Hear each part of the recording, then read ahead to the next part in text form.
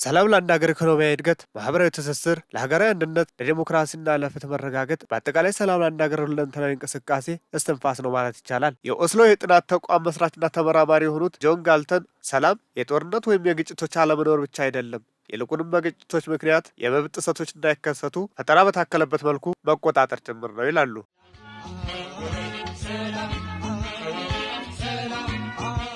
የአስፈጻሚ አካላትን ስልጣንና ተግባር ለመወሰን በወጣው አዋጅ ቁጥር 1263/2014 መሰረት የሰላም ሚኒስቴር በወሳኝ ሀገራዊ ጉዳዮች ዙሪያ ብሔራዊ መግባባት እንዲፈጠር፣ በህብረተሰቡ መካከል የሰላም የመከባበርና የመቻቻል ባህል እንዲዳብር እንዲሁም በፌዴራል መንግስትና በክልሎች መካከል በመግባባትና በአጋርነት ላይ የተመሰረተ መልካም ግንኙነትና ትብብር እንዲኖር በማድረግ የፌዴራል ስርዓቱ እንዲጠናከር የግንኙነቱ ማዕከል ሆኖ እንዲያገለግል ከፍተኛ ኃላፊነት ተሰጥቶታል።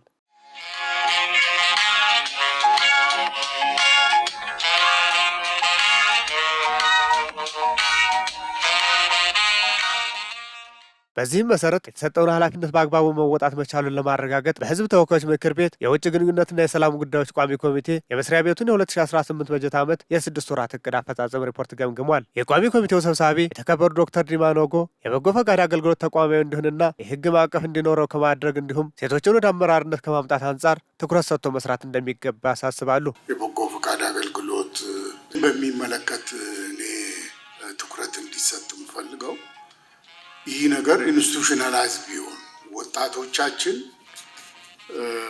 በአካባቢያቸውም ቢሆን በሌሎችም አካባቢ የበጎ ፈቃድ ስራ ላይ ሊሰማሩ የሚችሉበትን ሁኔታ ወይ 12ኛ ክፍል ጨርሰው ይሆን ወይ ዩኒቨርሲቲ ጨርሰው ወይም በመሃሉ እንደዚህ አይነት አገልግሎት ሊሰጡ የሚችሉበት ህጋዊ ማዕቀፍ ያለው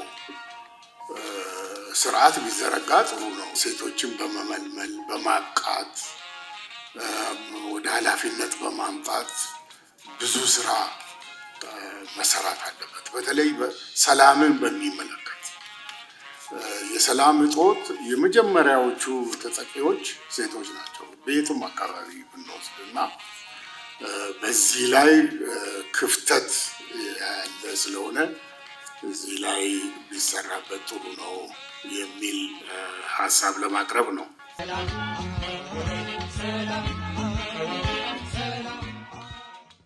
የቋሚ ኮሚቴው ምክትል ሰብሳቢ የተከበሩ ዶክተር ፈቲ ማህዲ ሚኒስቴር መስሪያ ቤቱ የዲጂታል ሰላም ግንባታ ስትራቴጂ በመቅረጽ የጥላቻ ንግግሮችን በቴክኖሎጂ መከላከል እንደሚገባ አመላክተዋል። የዲጂታል ሰላም ግንባታ ጋር በተያያዘ እንደምናውቀው ክቡር ሚኒስትሩ በሪፖርታቸው ቅድም እንደገለጹት ማህበራዊ ሚዲያን በአሉታዊ መልኩ በመጠቀም ለጥላቻና ግጭት ምክንያት እየሆኑ ያሉ አካላት አሉ።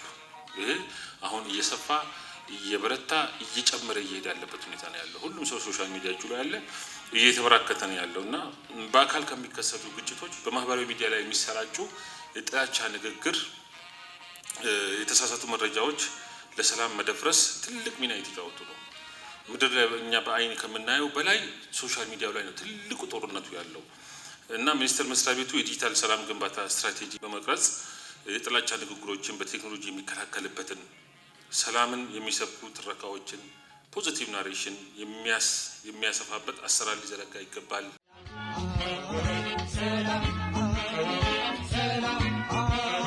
ዶክተር ፈቲ አያይዘውም ሀገር በቀል የግጭት መፍቻ ስርዓቶችን አስመልክቶ ጥናት መደረጉ አበረታች መሆኑን ጠቁመው ወደ ተግባር በማስገባት መደበኛው ፍርድ ቤት እንዲያገዙ ማድረግ እንደሚገባም አስገንዝበዋል። ሀገር በቀል የግጭት ተፈታት በጣም ብዙ አለን በየቦታው። ይህንን እናንተ ተቋም አመራሮችም የእኛን ህዝብ ያውቀዋል። ለሺህ ዓመታት ስንጠቀምባቸው የነበረ ከአባገዳ ጀምሮ ሌሎች ሃይማኖታዊም በጣም ብዙ ሺህ ያለን እና እነዚህን እናንተም በሪፖርታችሁ ሀገር በቀል ስርዓቶችን በጥናት የመለየት ስራ በጣም በጥሩ ሁኔታ መከናወኑን ገልጻችኋል። አይተናል። ጥሩ ነው፣ የሚበረታታ ነው።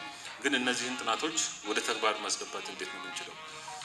በምን አይነት ስልት ነው የምናስገባቸው ወደ እገዛ እንዲያደርጉ? እነዚህ ሀገር በቀል የግጭት አፈታት ስልቶች ተቋማዊ ማድረግ እንዴት ነው የምንችለው? እነዚህ ላይ ልዩ ትኩረት ማድረግ ብንችል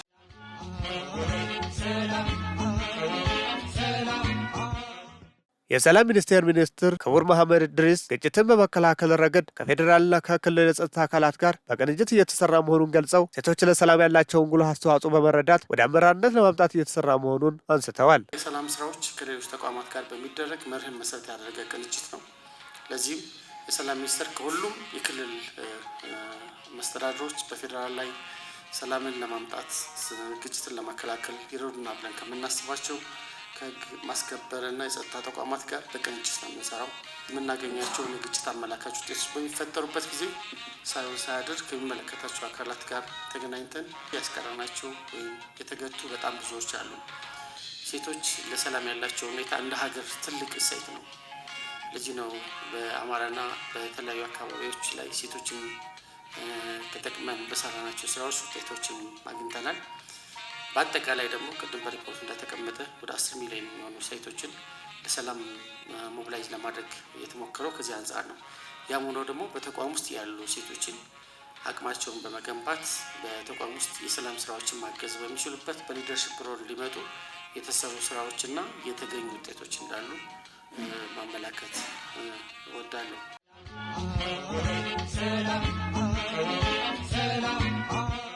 ክቡር ሚኒስትሩ አያይዘውም ተቋሙ ልሂቃንን ያሳተፈ ስራ እየሰራ መሆኑን ጠቁመው ልሂቃኑ ውግንናቸው ለብሔራዊ ጥቅሞቻችን፣ ለህዝብ ደህንነትና ለቀጣይ ትውልድ ጥቅም መሆን እንዳለበት አስገንዝበዋል። ከኤሊት ተሳትፎ ጋር ተያይዞ ተገፍቷል ለማለት ፐርሰናሊ ሼር አላደርግም። ኤሊት ስንልም ሰፊ የሆነ ልሂቃኖች ሰፊ የሆነ የህብረተሰብ ክፍልን የሚያካትት ስለሆነና በተለያየ መልኩ እየተሳተፈ ሀገር እየገነባ ያለ አካል እንደሆነ እናምናለን። እዚህ ላይ ግን ተያይዞ ሁሉም ጋር ሚና መወሰድ እንዳለበት ግን በሰላም ሚኒስቴር እናምናለን። የመጀመሪያው እነዚህ ልሂቃን አንደኛ የጠራ ውግንና ሊኖራቸው ይገባል ብዬ አስባለሁ። የኛ ሀገራችን ልሂቃን ብለን ካሰብን ውግንናቸው ለሀገር ጥቅም መሆን መቻል አለበት። ውግንናቸው ለህዝብ ደህንነት መሆን አለበት። ውግንናቸው ለቀጣይ ትውልድ ጥቅም መሆን መቻል አለበት።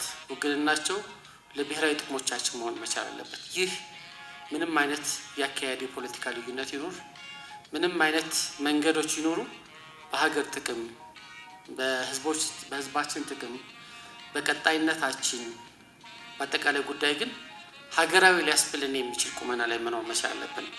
ከዚህ ከወጣ ግባና ተሳተፍ ለማለት መንገዱ ሩቅ ይሆናል። ትልቁ መሆን ያለበት ለብሔራዊ ጥቅሞቻችን፣ ለህዝቦቻችን ጥቅም፣ ለመጪው ትውልድ ጥቅም፣ ለአጠቃላይ ለጋራ ለሆኑ ጥቅሞች በጋራ ውግንና መኖር መቻል አለበት። ሁለተኛ ልሂቃን ሚናቸው ከፍተኛ ነው። የልሂቃኖች የፖለቲካ ተሳትፎ በማንኛውም ደረጃ ያለው ተሳትፎ ምርጫቸው የመጪ ትውልድን እጣ ፈንታ ይወስናል። ስለዚህ ታሪካዊ ሚናቸውን በጠራ መልኩ መረዳትና ታሪካዊ ሚናቸውን መረዳት ለመወጣት ዝግጁ መሆን መቻል አለባቸው። ይህም ኮንስትራክቲቭ በሆነ መንገድ የሰለጠነ የፖለቲካ አካሄድን በሚያበረታታ መልኩ የዲሞክራሲ ልምምዳችን በሚያጠናክር መልኩ ሀገራዊ ግንባታችን በሚያበረታታ መልኩ መሆን መቻል አለበት። ይህ ሲሆን ለጋራ ሊያጫውተን የሚችል ሰፊ ግራውንድ ስለሚኖር ለመሳተፍ በጋራ ለመስራት ለመሄድ የሚያስችል የራሱ መደላድል ይኖራል። ስለዚህ ለመሳተፍ የሚፈልገውም አካል ኃላፊነት አለበት። የሚያሳትፈውም አካል መንግስትም የልሂቃንን ተሳትፎ ከምንጊዜውም በላይ ያጠናከረ መሄድ እንዳለበት ሁላችንም የምንወስደው ጉዳይ እንደሆነ ለመጠቆም እወዳለሁ።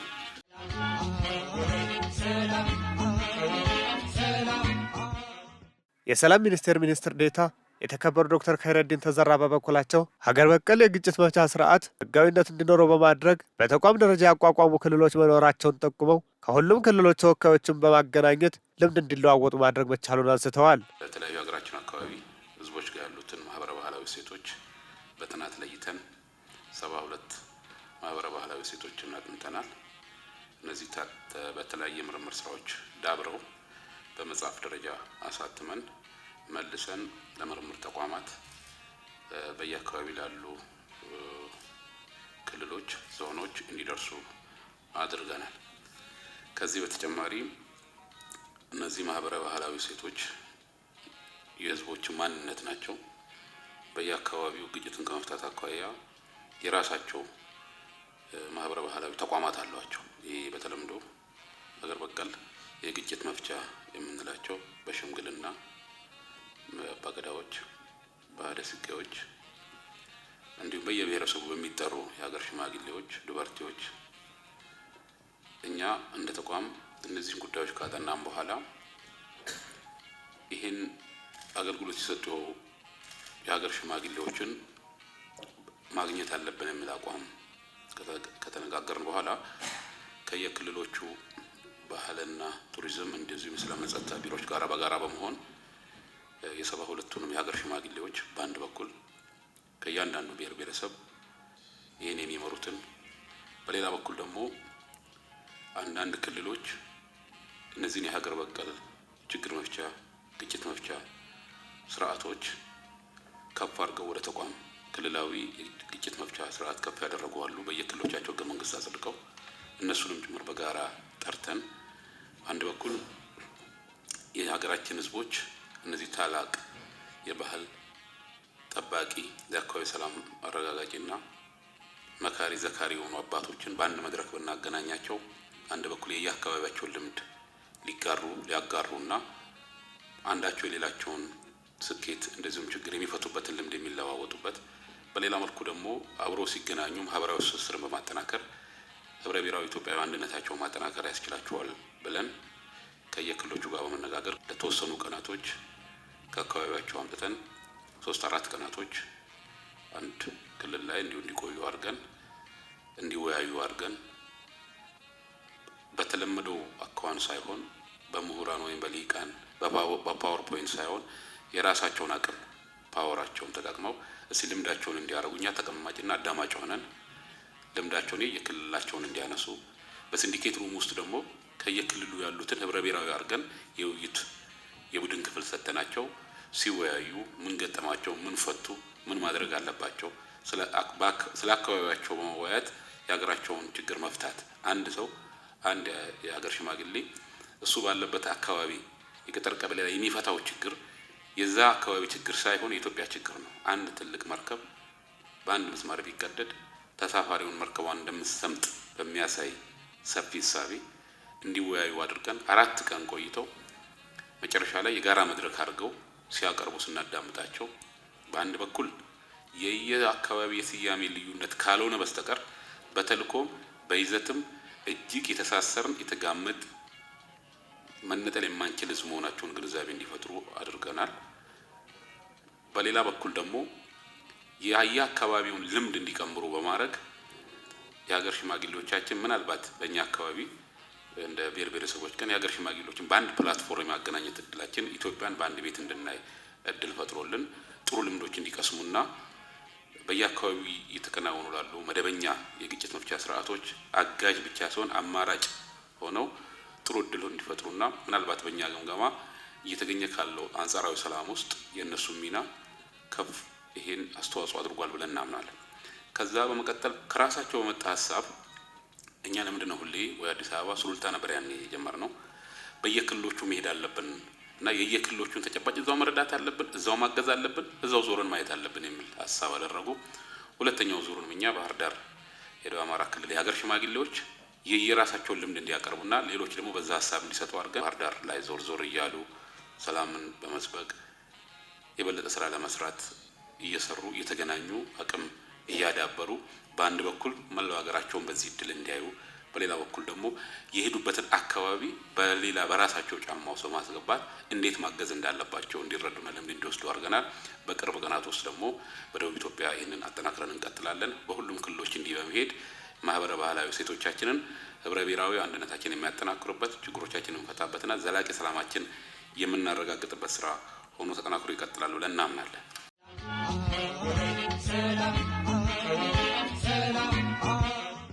ሚኒስትር ዴኤታው አክለውም ብሔራዊ የበጎ ፈቃድ አገልግሎት ህብረ ብሔራዊነትን የተገነዘበ አዲስ ወጣት በመፍጠር ረገድ የላቀ አስተዋጽኦ ያለው መሆኑን ገልጸው ሚኒስቴር መስሪያ ቤቱ ስራውን ውጤታማ ለማድረግ ከክልሎችና ከዩኒቨርሲቲዎች ጋር በቅንጅት እየሰራ ከመሆኑን ባሻገር ተቋሙ እያዘጋጀ ባለው የሰላም ፖሊሲ ውስጥ ማካተት መቻሉን አስገንዝበዋል። እኛ ባለፉት ዓመታት እንደ ሀገር ያሉብንን የሀገረ መንግስት ስብራት ከመቅረፍ አኳያና ህብረ ብሔራዊ አንድነታችንን የተገነዘበ አዲስ ወጣት ከመፍጠር አኳያ ይህ ብሔራዊ በጎ ፈቃድ አገልግሎት ከፍተኛ አስተዋጽኦ እያደረገ ነው ብለን እናምናለን። ስራው በጣም ሰፊ ነው። በተለይ 70% ያልተናነሰ ወጣት ባለበት ሀገር ውስጥ ነገን መገንባት ነው። ወጣቱ ሌላ ብሎ የሚያየውን ህዝብ ወይም ቋንቋ ሌላ እንዳልሆነና ይልቁንም ከራሱ የተገናኘ ተቀራረበ መሆኑን የሚያውቅበት ትልቅ ሀገራዊ የሰንደቅ ፕሮጀክት አድርገን ነው የምንወስደው። ከዚህ አኳያ መንግስትም ልዩ ትኩረት ሰጥቶ በጀት ሰጥቶ ከመሄድ ክልሎችም ወጣቶቹን ከመቀበል አኳያና ከፍተኛ ትምህርት ተቋማትም ይህን ስራ ስኬታማ ከማድረግ አኳያ ከሚኒስቴር መስሪያ ቤታችን የተቀናጀ ስራ እየሰሩ ነው የሚገኙት። በጣም ጥሩ ውጤቶች አግኝተንበታል። ወጣቶች ምን ያህል ኢምፓክት እንዳለው አዎንታዊ ተጽዕኖ እንዳለው በዩኒቨርሲቲዎች ባለበት ሂደት አስጠንተን ውጤቱንም አይተናል። በቀጣይ ግን ተቋማዊ አርጎ ከማስኬድ አኳያ ሚኒስቴር መስሪያ ቤታችን አጠቃላይ የሰላም ሂደቱን ብሔራዊ የሰላም ፖሊሲ የሚመራበት ረቂቅ የሰላም ፖሊሲ እያዘጋጀ ነው የሚገኘው። በዛ ውስጥ የብሔራዊ በጎ ፍቃድ አንዱ አንጓ ሆኖ የዘላቂ ሰላማችንና የብሔራዊ ብሔራዊ አንድነታችን ማሳካያ መሳሪያ ሁነኛ የሀገረ መንግስት ግንባታ መሳሪያ አድርገን እንዲያ የሚያስችል እይታ አለው ረቂቅ ፖሊሲው።